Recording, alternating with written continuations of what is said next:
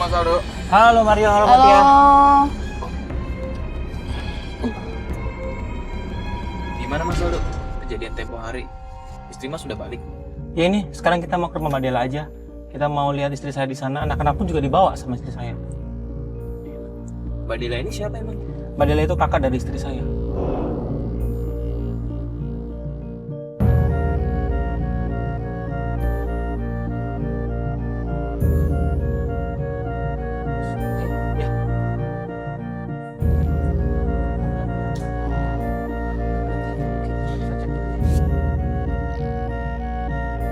Assalamualaikum. Assalamualaikum. Assalamualaikum. Assalamualaikum. Ini nggak ada orang nih Mas. Lampunya Assalamualaikum. mati soalnya. Tapi jam segini biasanya Mbak Dela ada di rumah. Masih. Ini siapa? Mas ini siapa nih? Ini siapa, Mas? Dia Mbak Dela. Oh, ini Mbak Dela. Mbak Dela, Belum cukup. Kamu bawa-bawa kayak gini belum cukup. Tambah dah bawa gini lagi. tunggu Mbak. Saya kesini mau cari istri saya dan anak saya, Mbak. Kenapa baru sekarang? Kamu kemarin kemana aja? Baru sekarang kamu nyariin istri kamu? Ya, makanya itu Mbak, saya datang sini pengen jemput mereka, Mbak. Ya udah gini aja. Sekarang kita masuk. Kita ngomongin di dalam aja. Soalnya malu sama tetangga. Nggak lucu juga kayak gini tahu.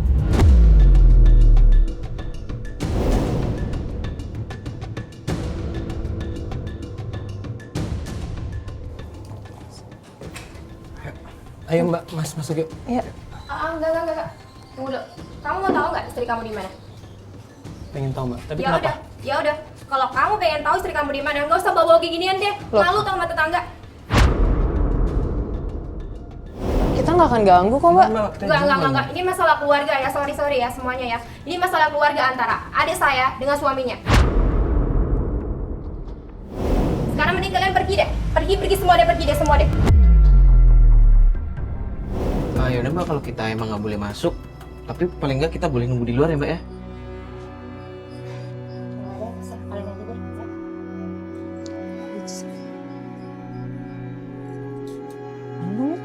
Boleh, duduk sini aja.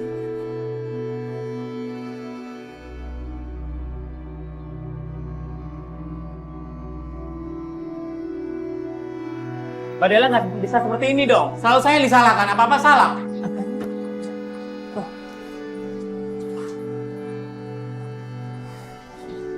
Kenapa Mas marah-marah? Mbak Dela, apa-apa selalu saya yang disalahkan. Selalu saya yang terpojokkan. Selalu salah di mata Mbak Sabar, Dela. Mas malu sama tetangga, Mas. Mas, tolong. Kamu lihat nggak diri kamu ini kayak gimana? Kamu ini udah jadi seorang ayah, seorang suami, ngerti nggak? Terus kenapa Mbak? Dari mana saya nggak tanggung jawab dengan istri saya dan anak saya? Dari mana coba? Harusnya kamu bisa pikir kamu ini seperti apa sekarang. Jangan bisa cuma marah-marah doang. Ya jelaslah saya marah-marah. Saya nggak tahu keberadaan anak istri saya di mana. Mas malu, Mas. Saya bisa temukan kebahagiaan dengan anak dan istri saya. Mas. Udah ya, ini udah malam lalu ya udah. Terserah. Mbak, tunggu Mbak. Bukan dulu Mbak, saya yang jelasin Mbak. Mbak, Udah sana. Mas. kan? Tuh kan, saya ini sudah punya anak. Saya sudah menjadi suami, tapi Mas saya jadi dikte sama dia. Pelan-pelan Mas, jangan marah-marah kayak gitu kan nggak enak di dalam keluarga Mas. Iya malu, udah malu lagi. Ya sudahlah Mas. Mbak, Ya udah Mas. Iya, Mas. Pelan-pelan dong. Mas. Bentar, sini dulu Mas. Mikir dulu. Tadi Masnya marah-marah di dalam, memang dapat informasi apa? nggak penting bahasanya. Gimana? Saya didikte di dalam, saya disalah-salahkan. Saya kan di sini mau cari anak dan istri saya, Mas, Mbak. Ya harusnya Mas nggak emosi. Berarti tadi di dalam nggak dapat informasi apa-apa tentang di mana istri Mas sama anak Mas? Nggak ada kan? Loh, ya nggak usah emosi. Tunggu Mas, ada telepon. Penting banget. Penting banget. Siapa? Istrinya kali sih.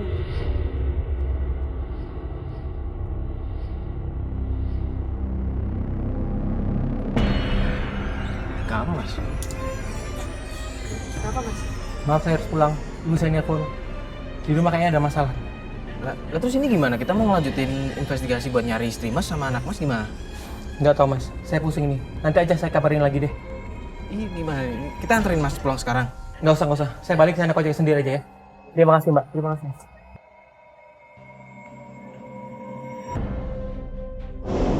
Kok malah pergi sih? Tahu deh. Lu merasa aneh gak sih sama Mas Aldo? Aneh banget. Cuman kakaknya juga kok gitu ya? Ya apalagi tadi kakaknya bilang kan, 2 hari nggak nyariin, baru sekarang dia nyariin kan?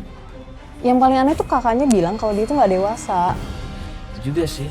Sebenarnya ini masalahnya poinnya tuh dari mana sih? Mas Aldonya atau istrinya? Ya nggak sih? Kalau menurut gue sih pribadi Mas Aldonya deh yang bermasalah. Terus tadi siapa lagi yang nelfon?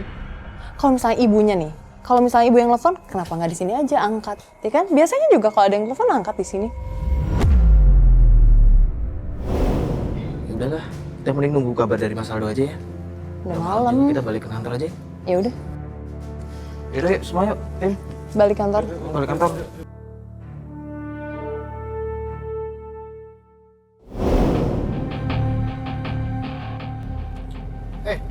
Itu mobilnya yang Aldo kemarin pakai kan? Yang mana? Yang mana? Mas ingat platnya yang itu, beneran? Enggak bener. Mas yakin itu? Yakin. Yaudah deh, coba dikejar aja deh. Siap. Di follow.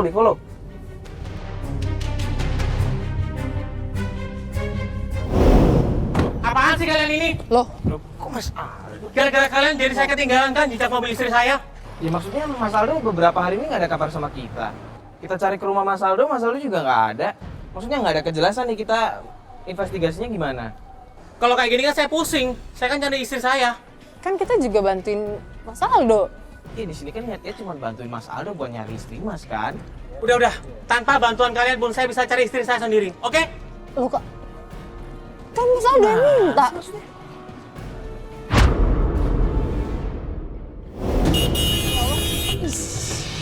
Kok ngeri banget sih? Mario, serius ini Mbak Syifa minta kita jemput. Beneran serius. Jadi Mbak Syifa tuh ngubungin kantor untuk minta nomor kita. Dan tadi dia nelpon kita kan. Katanya Mbak Syifa udah nungguin kita di dekat rumahnya. Ada apa ya? Padahal kan selama ini kita yang nyariin dia dan dianya yang nggak mau ketemu. Sekarang tiba-tiba dia minta dijemput. Makanya ini aneh banget ini. Ya tapi semoga aja sih ini kabar baik ya.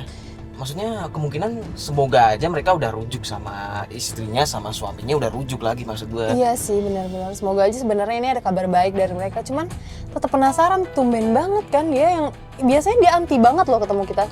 Sekarang dia yang justru menghubungin kantor untuk kita jemput, iya kan? Iya sih.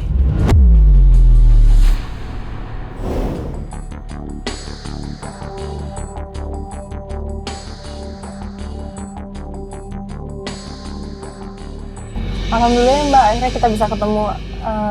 Iya secara langsung. Soalnya kan kita selama ini yang nyari Mbak. Tapi Iya. kok tiba-tiba Mbaknya malah yang nelpon kita langsung gitu. Iya, ini ada apa ya Mbak? Terus Kita ikutin aja mobil itu. Mbak, kalau boleh tahu ini kita mau kemana ya? Nanti kalian juga tahu. Kita lihat aja nanti.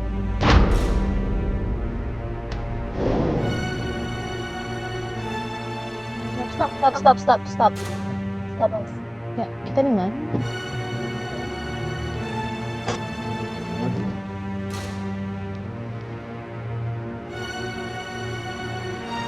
Mbak, ngapain sih? Mbak, ngapain di sini? Mbak nyari apa sih?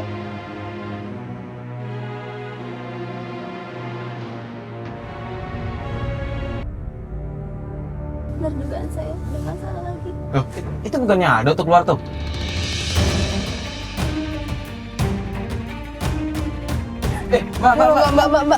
Mbak, sabar dulu Mbak. Aduh Mbak, hati-hati. Mbak. Mbak. Aduh, udah, yuk. Mbak, Yuk. Mbak tunggu dulu Mbak. Mbak, aduh Mbak, sabar Mbak, hati-hati Mbak. Astagfirullah. Terbukti ya semuanya ya. Terbukti semuanya. Selama ini kamu permalukan aku di depan yang lain. Kamu permalukan aku di depan yang lain. Sekarang terbukti yang salah itu siapa?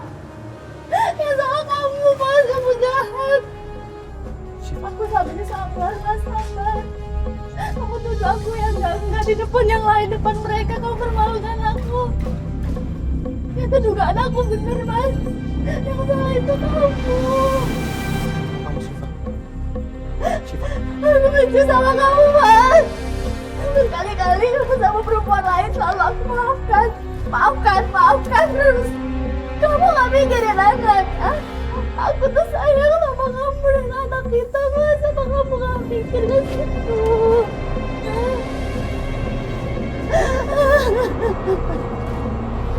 Apa ini aku mencoba mempertahankan rumah tangga kita. Aku tutupin semuanya. Aku tutupin semuanya. Kamu jahat. Syifa. Aku udah gak mau lihat muka kamu lagi. Aku benci.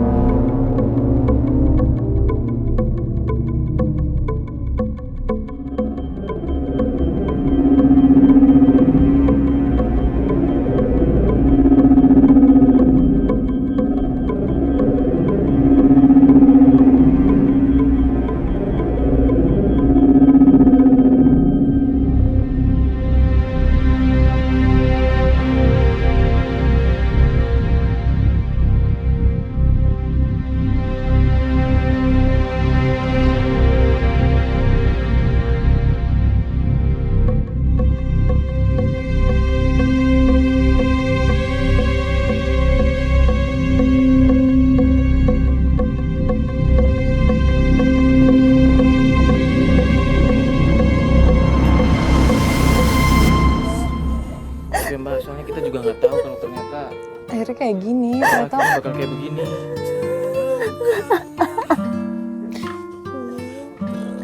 istighfar yang balas. Aku bukan mikir anak.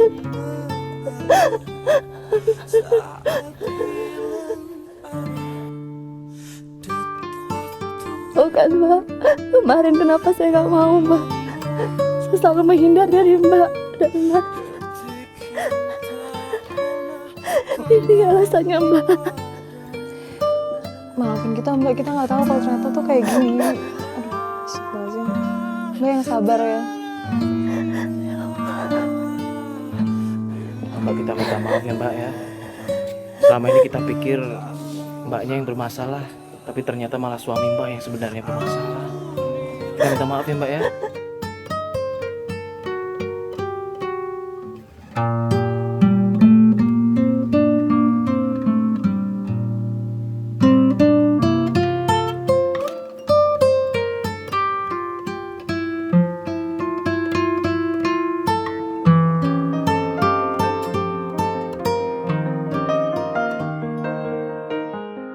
Assalamualaikum warahmatullahi wabarakatuh.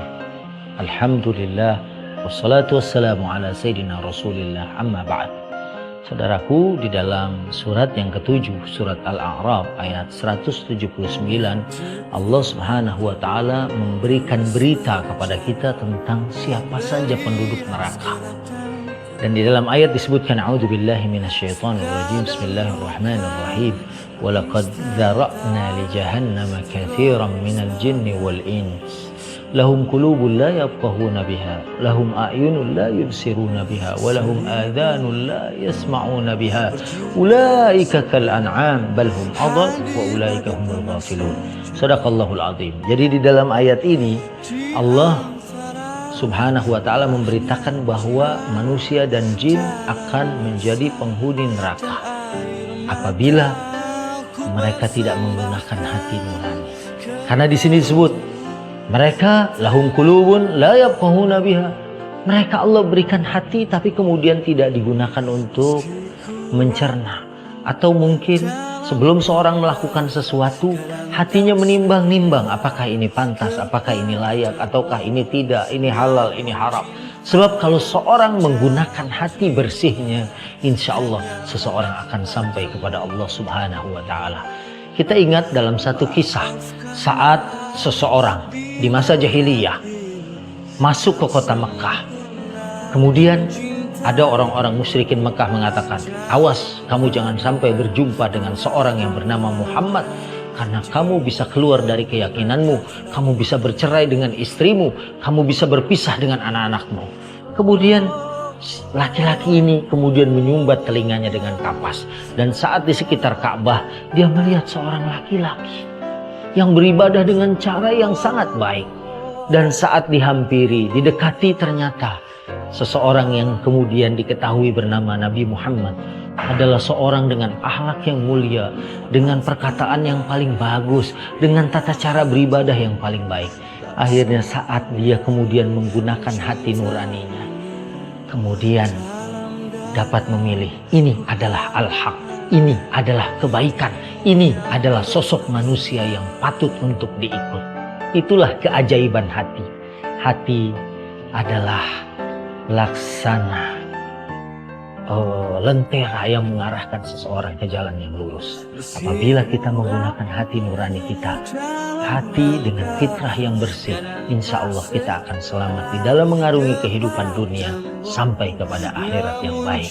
Mudah-mudahan hati kita pun selalu dibersihkan dengan berzikir, dengan mengenal Allah, dengan beribadah, dengan taubat dan istighfar, sehingga hati kita bisa menerima cahaya Allah Subhanahu wa Ta'ala untuk terus berbuat kebaikan. Assalamualaikum warahmatullahi wabarakatuh.